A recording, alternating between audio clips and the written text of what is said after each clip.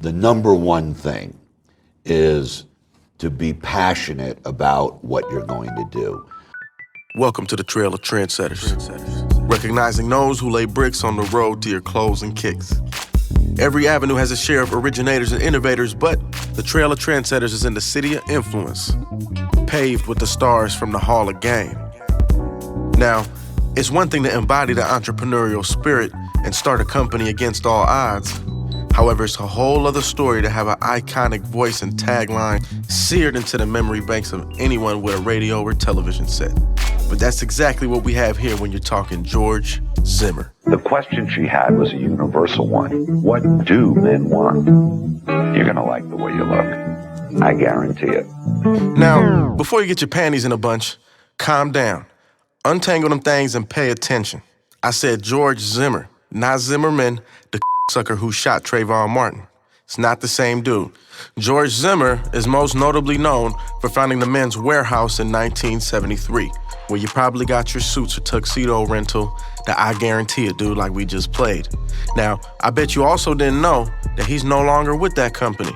And he's also a huge and long-time cannabis advocate, user, and investor. I guarantee it. That was the voice that sold me my first suit, so I appreciate that. How do you see creatives' role now that you're running Generation Tux and you're relying a little bit more on social media as opposed to the TV buys that you had built Men's Wearhouse on? I think there's a fantastic opportunity today for young creatives in startups. Like a true trendsetter, George is always looking for new opportunities. Now launching Generation Tux, seeing a real opportunity in the market. But George Zimmer was born in 1948, grew up in New York, and definitely has some Bay Area ties. Now, his father was in the coat manufacturing business, and he did get his start by working for him in 1971 when his father sent him over to Hong Kong for 6 months, and that was his first big intro to the clothing hustle.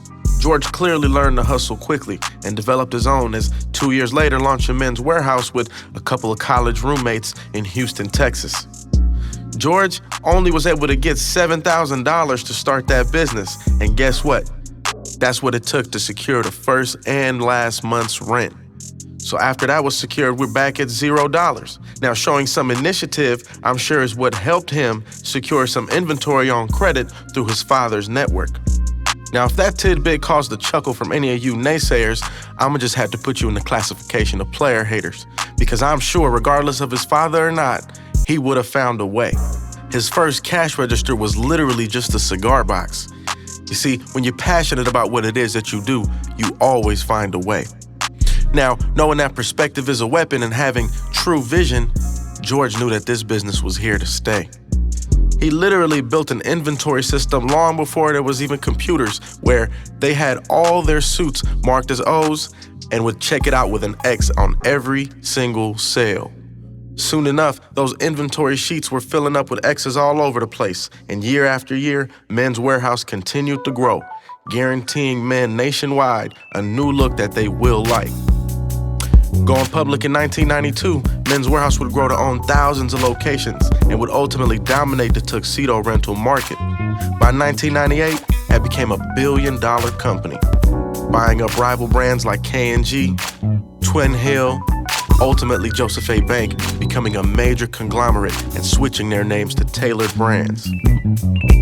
Now, you might have seen them on the corner of your city growing up, because since prom or to your wedding or your first job, that voice may have been there to guarantee it. So how could it be that he's no longer there?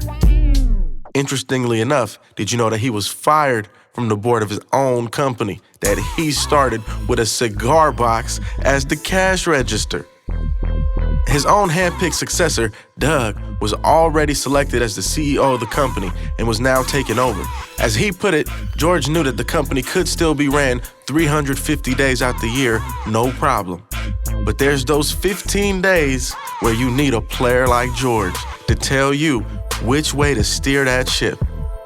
And they might be careful, because the ship is steering far, far down to the bottom of the sea, as Taylor Brands has recently filed for a Chapter 11 bankruptcy, closed most Joseph A. Bank stores that they just bought for $1.8 billion as the 2020 pandemic claims yet another retail victim, speeding up the inevitable as all their brick and mortar locations are seemingly coming to an end. Now, the brand is of course still going to continue online. It's too big to truly go anywhere. But it's interesting to see George's vision. You see, George did release an article about what he referred to as conscious capitalism, because a big difference between George and the rest of the board is, you see, they never thought of the stores. They could care less about the little guy pushing their suits, dealing with the customer day to day. But George knew it was important how you treated them. If you really cared about the customer experience, then you cared about your employees' experience. Well, that was a big point of differentiation. Because see, a true player puts his money where his mouth is. George always wanted to invest in his people. Just like when he chose to make a cannabis investment, he chose a company like Magnolia in Oakland where he felt the roots were tied into the community in Oakland, knowing some of the founders as longtime friends of his and being very careful where he chose to put his support. You see, George does credit marijuana as being a major key to helping him quit alcohol in the 80s and then cigarettes in the 90s. 2 toxic substances now gone thanks to the benefits of marijuana.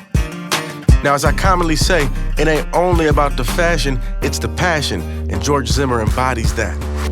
Men's Wearhouse, now Taylor Brands, may have been able to remove George from his own company, yet they couldn't do so without a payday that I know George must have liked the way that looked. I guarantee it. Now, since he has launched Z Tailors, a mobile tailoring service that was trying to be geared towards weddings that I don't believe worked out quite as he anticipated. However, he has also launched Generation Tux, and that offers not just tuxedo rentals, but suit rentals. Now, the rental market, like I said, is a space that Taylor Brands does absolutely dominate. However, George ain't a horse that I'd bet against. Currently, Taylor Brands continues to struggle as day by day, more and more stores keep closing nationwide. For quite some time now, the quality of their clothing has been declining and shows no signs of letting up, as it's being primarily geared towards polyester investors everywhere. I am the clothing coach, and I want to thank you for taking a stroll with me down the Trail of Trendsetters.